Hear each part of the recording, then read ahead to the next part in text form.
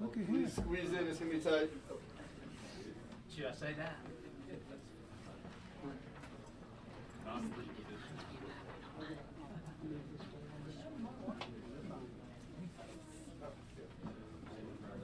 Sure.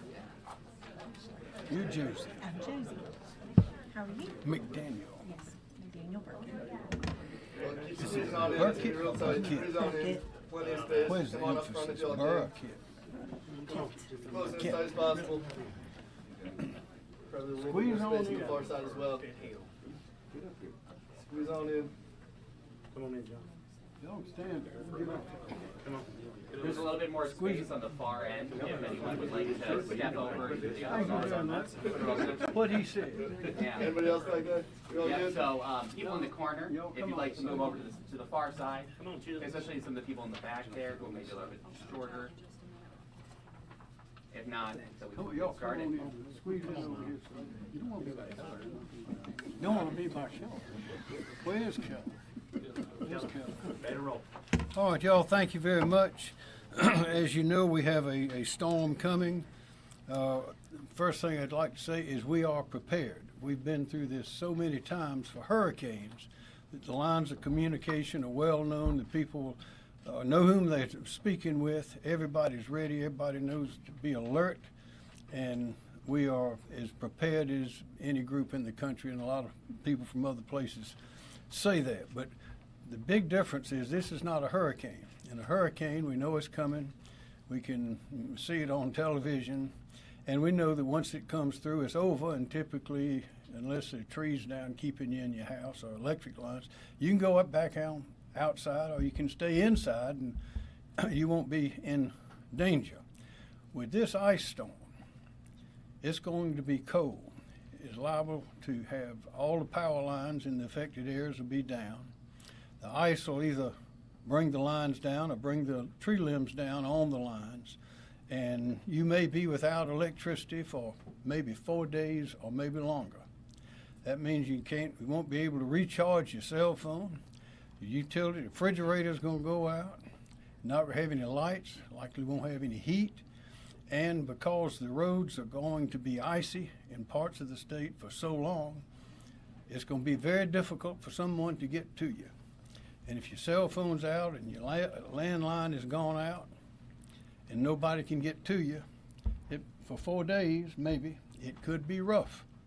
So one thing that we want to be sure is to tell everybody to look out for your neighbors, look out for your family.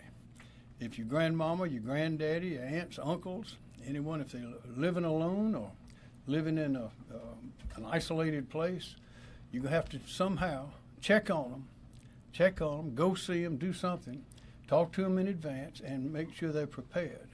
We don't want to have any young people, old people, animals, children. We don't want to have people that are inaccessible for 3 or 4 days, perhaps, without electricity, perhaps without water, perhaps without heat for that long a time. That's call that a disaster. So our emphasis is the neighbors, friends, neighbors, and family are really the best defense that we have to what is coming. Now we hope it won't be as bad as this, but it could be worse than this. So this is something that a lot of us have not seen before. A lot of our people have never experienced. We have new people coming in and haven't seen a hurricane before. But a lot of people have come to South Carolina to get out of the cold weather, and they will find themselves in some, particularly in the upstate. Airports could be closed down. Again, the highways could be closed, and likely. There's no place to go. Some folks have rented apartments or hotel rooms down on the coast to get away from the ice and cold that's going to be in the upstate for sure, maybe in the Midlands. But other than that, there's no place that we can go. The President has approved my request for a federal emergency disaster declaration. So we do have that comfort that we have some help. FEMA is here. FEMA's been here with us in the hurricanes, excuse me, as well. And FEMA is here now, and we appreciate it, and they've been very, very responsive. I communicated with Secretary Nome yesterday about the assistance that we've asked for from Helene. A lot of it has already come, and more is coming. We'll have that same process this time as well, but that's not the answer. The answer to what is facing us now with this cold weather and the ice all over the roads, on the power lines, is a real danger that we have to handle ourselves. So we're prepared, we're ready to go, and we have a group that's going to speak to you, be able to answer questions, all of you, when we get to that point. So I'd like to start off. I want to thank Josie McDaniel Burkett and also her colleague Holly May. They are here signing for us as usual. We appreciate that very much. And now I'd like to call on the chaplain, Christina Pittman. Thank you, sir. Please pause or join with me as I pray. O gracious God, I pray for your mighty hand of protection over all who are in the wake of this storm Fern. May our preparation, response, and recovery be blessed as we work together. From our government and civilian servants to our loved ones at home, please be a shield of safety and provision. May we embody and witness the fortitude of the human spirit, and all who call upon your name in time of trouble know your ever-present deliverance. In Jesus' name I pray. Amen. Amen. Thank you. John Quirello, National Weather Service. Thank you, Governor. John Quirello with the National Weather Service. The National Weather Service is very concerned about the potential impacts to South Carolina from a large winter storm which will bring freezing rain and some sleet through Sunday night to parts of the state and frigid temperatures into early next week. The greatest impacts will occur across the upstate of South Carolina, where freezing rain will result in crippling ice accumulations up to 1/2 to 1 inch. This will be the most significant ice storm in the upstate since 2005, and this will not only be worse, but also more widespread, causing extensive travel disruptions, prolonged power outages, and vast tree damage. Significant impacts are also expected elsewhere, extending through the Midlands and PD, generally along and north of the I-20 corridor, where 1/4 to 1/2 inch of ice accumulation is expected. This much ice can still result in scattered power outages, hazardous travel, and cause tree limbs and power lines to sag. While amounts would be less, some freezing rain is still possible across parts of the coastal plain, with a light glaze on roadways, especially bridges and overpasses. As for timing, the greatest impacts will occur tonight through Sunday, potentially extending into Sunday night across the upstate and the northern Midlands. Temperatures have generally reached their highs for the day and should continue falling through this evening. Precipitation should increase in intensity overnight when the significant ice accumulations are expected to begin. Where temperatures remain at or below freezing, the ice accumulations will continue Sunday. Temperatures are expected to warm above freezing from the coastal plain through the Midlands Sunday afternoon and evening. However, sub-freezing temperatures could persist in the upstate through Sunday night. Temperatures will likely be above freezing throughout the state on Monday, helping to melt much of the remaining ice. However, a very frigid night is expected Monday night, with low temperatures ranging from 5 to 10 degrees in parts of the upstate, with teens across the Midlands and PD. With many power outages still likely, especially across the upstate where it will be the coldest, there is great concern for residents who will be without heat. Please take the situation seriously, follow the advice of local emergency managers, and stay updated on the latest forecast information from the National Weather Service at weather.gov. I also want to say, with many people expected to be without power, you might want to rely on NOAA Weather Radio, which actually has a backup feature by using batteries, so you still get weather information with NOAA Weather Radio. Thank you very much. With what radio? NOAA Weather Radio, sir. It's a network of radios the Weather Service has to provide hazardous weather information 24 hours a day. You could use it in remote locations, battery backup, so when we do lose power, like in this event, you can still be updated all the time. Excellent. Thank you, John. Sir. Director Kim Stinson, Emergency Management Division. Thank you, sir. As the governor said, Kim Stinson, State Emergency Management. Ice storms and severe cold impacts aren't really theoretical to South Carolina. John's already mentioned some of that. We had an ice storm in 2014. It was widespread rain and snow and caused significant damage across much of the state. and it led to hundreds and thousands of power outages and major economic losses, including property damage and infrastructure impacts across multiple counties. And at the time, the 2014 ice storm was the largest disaster in South Carolina since Hurricane Hugo. So it's important for all of us to have emergency plans in place for whatever disaster situation we might find ourselves in, and in this situation is no different. We all need to be our own emergency managers. The window to get ready for winter weather is closing fast.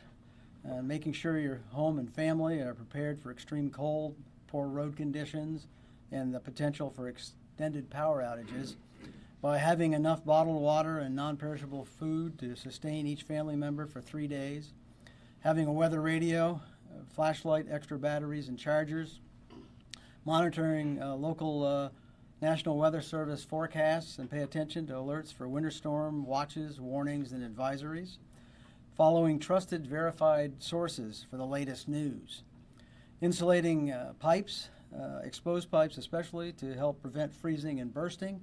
If temperatures drop significantly, letting faucets drip a little overnight can help reduce the freezing risk.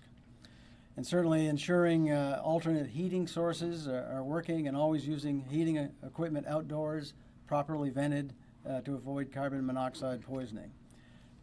Charging electric devices and cell phones ahead of any weather impact. And certainly, you already mentioned, the governor did, check on your neighbors, especially the elderly and those with mobility challenges. Bringing pets indoors when possible, and make sure they have access to water and shelter. And finally, avoid travel once precipitation begins. To help with planning, we encourage everybody to visit our website at scemd.org, which has a wealth of information for individuals, families, and businesses in preparing for a winter weather situation, including a winter weather guide. And also we have the South Carolina Emergency Manager app to help families create emergency plans, manage their supplies, find shelters, and stay connected. And it's available free at the app stores. From an operational perspective, here at the State Emergency Operations Center, we're taking several actions. One is we've been activated and will be operational to coordinate the state response to this event throughout the duration. We are deploying several state emergency management personnel to counties as liaisons to provide information and assist local emergency managers. Our logistics system has been activated to assist local authorities, and that system has been validated extensively over the past several years. Currently, we are coordinating requests ranging from generators to food and water.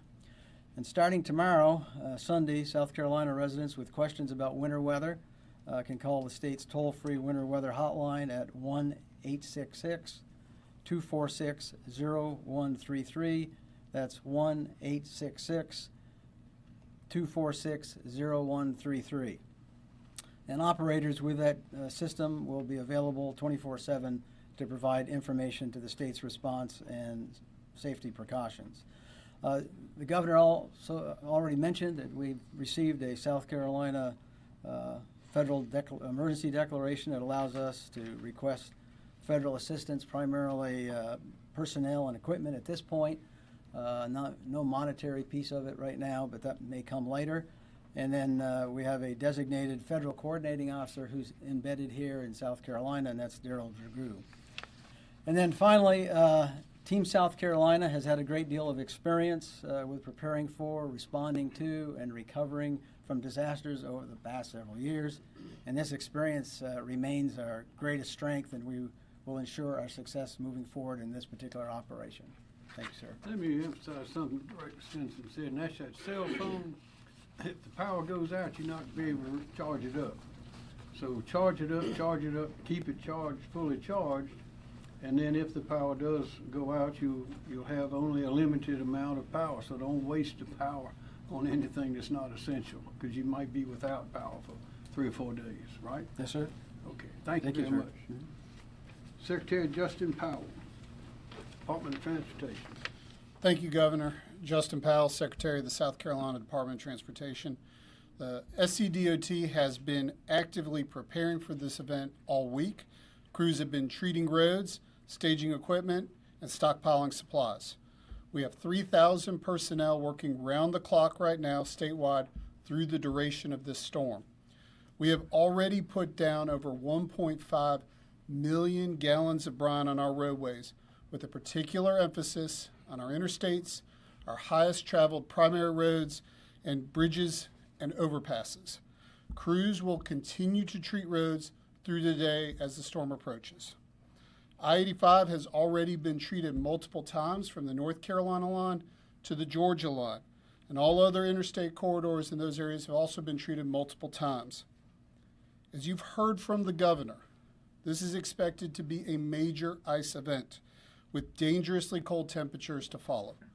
We know that that means that travel will be hazardous, especially and potentially well into next week. We know that we are going to do everything we can to keep roads open and drivers safe, but we need your help. Please prepare now for the possibility that you will not be able to leave your home for several days, and to be patient while our crews are working to reopen roads and clear debris from our roadways following the impacts of this storm. Our number one priority at SCDOT is keeping our people of South Carolina safe. And I want everyone at home to know that SCDOT is working at all resources to help deliver on that mission. Thank you, Governor. Thank you, sir. Major General Robin Stillwell, National Guard. Hey, good afternoon, ladies and gentlemen. Major General Robin Stillwell, the Adjutant General of South Carolina. The National Guard is on duty. Currently, we have 375 personnel on duty from the Army National Guard, the Air National Guard, and the State Guard. We currently have manned, as of 0700 this morning, 14 vehicle recovery teams along roadways in South Carolina designated by the Highway Patrol.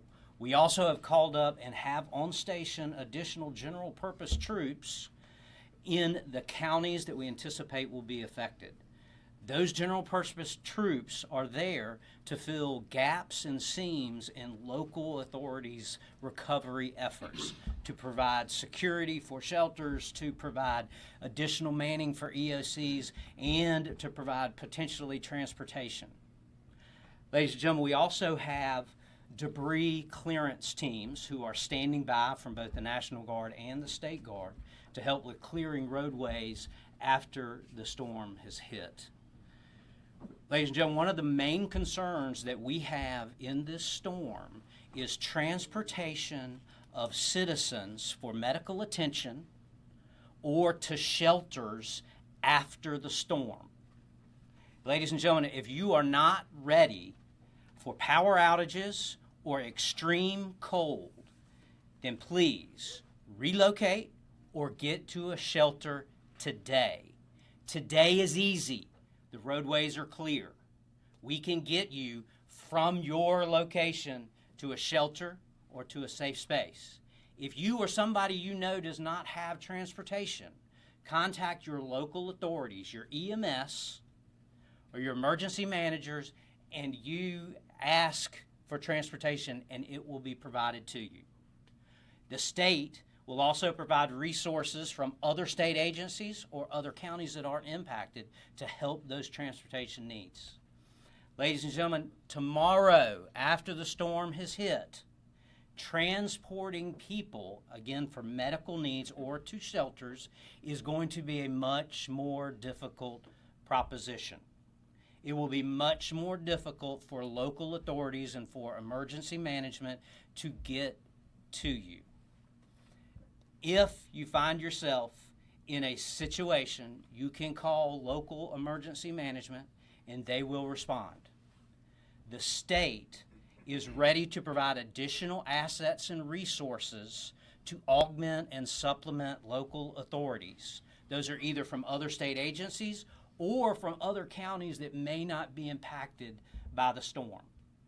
We can also use the resources of the National Guard up to and including aviation assets, weather permitting.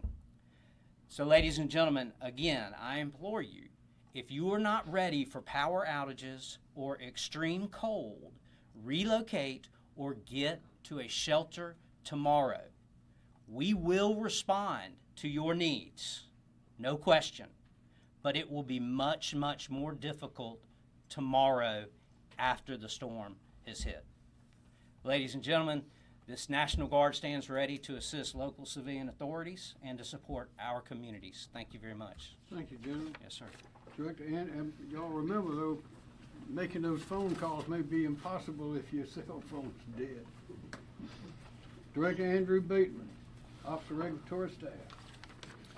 Thank you, Mr. Governor. Andrew Bateman with the South Carolina Office of Regulatory Staff. I want to reiterate much of what you've heard here today. This could be a potentially very dangerous ice storm with significant power outages and brutal cold following it. To that end, please prepare accordingly. Cell phones, please charge your cell phones all the way, have them charged through the storm to the extent possible in the event that communications may experience disruptions. Similarly, water and wastewater utilities could experience disruptions. You may want to fill jugs of water to the extent you need that at some point in time during the storm.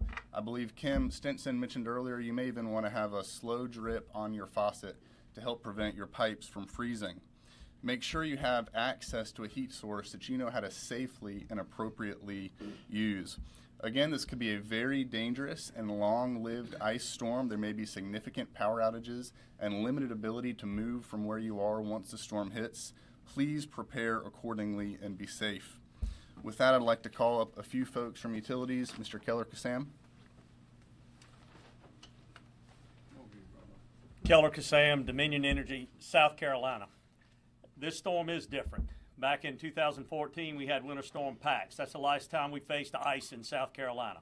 And it started in Aiken County. And where did it end up going? Dorchester and Colleton County.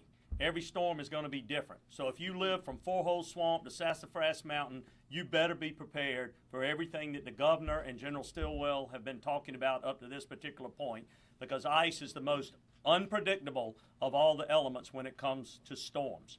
So what have we been doing? Well, first of all, nobody talks about this storm, and the difference is it's going to be extremely cold after this storm. With ice storms that we've had before, the temperature warms up in South Carolina. That will not be the case over the next 10 days. So from a generation standpoint, we checked all the heat tracing on our generation units, because you've got to be able to generate electricity. And so heat tracing are these wires that provide thermal protection for all of the instrumentation we have at our plants.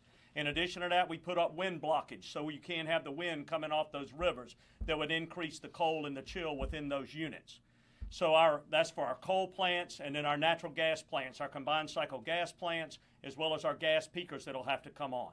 People ask about solar. We have 1,100 megawatts of solar on our system. I checked before I came over here. It was producing 200 megawatts with the cloud cover. Not a whole lot. When we hit our peaks over the next 10 days, I promise you it'll be producing zero.